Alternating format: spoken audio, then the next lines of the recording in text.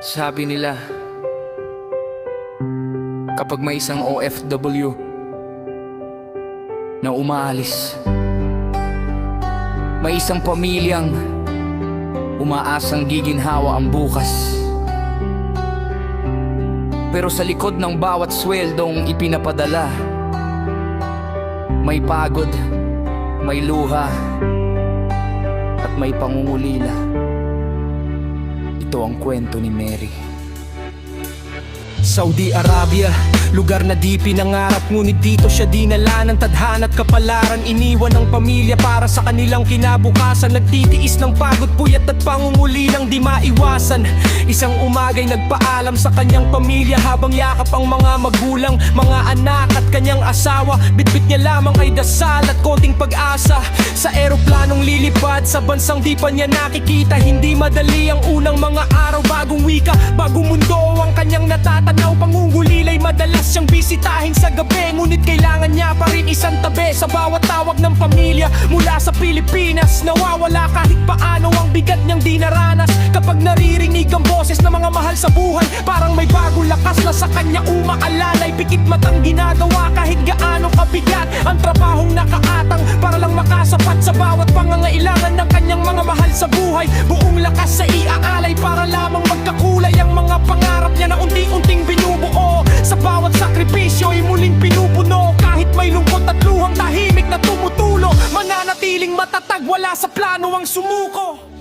Oh Mary, oh Mary, balang araw magbubunga rin ang bawat pagsisikap. Oh Mary, oh Mary, ikaw ang kwento ng maraming nangangarap. Gigising ng maaga bago pa sumikat ang araw, habang ang mga amo niya'y tulog pa. Ang trabaho yung maapaw, bawat utos ay ginagawa niya ng walang reklamo, dahil alam niyang bawat pawis kapalit ng malaki na sweldo. Pasasalamat palagi sa buong may kapal, sa mabubuting amo na punta kaya siya'y nagtagal. Bawat pera na kanyang ipinapadala may kalakip na pagmamahal at pagpapahalaga. Unti-unti at dahan-dahan niyang binubuo mga pangarap, umaasang balang araw ay magbubunga din ang pagsisikap. Dala ang sipag at tiyagang hindi niya mabitawan. Malayo man sa pamilya ay bitbit palagi ang paninindigan, na balang araw ang kanyang pamilya'y maiahon at mairaos. Sa kahirapang gumagapos, pinupunasan ng luwang sanhi ng lungkot na nakaakibat. Dahil bukas, panibagong laban ang nakaatang sa kanyang balikat. Oh Mary, oh Mary, balang araw magbubunga rin ang bawat pagsisikap. Mary, oh Mary, ikaw ang kwento ng maraming nangangarap. Saudi Arabia, lugar na di niya pinangarap, ngunit dito dinala ng tadhana at kapalaran. Iniwan ang pamilya upang maitaguyod bawat pagsasakripiso ay tagumpay ang sukli ng pagod.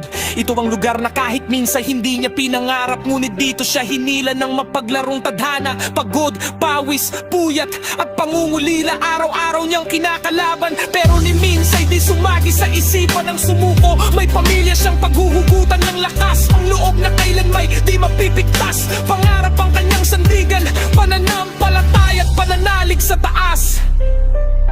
At ito ang kwento ni Mary.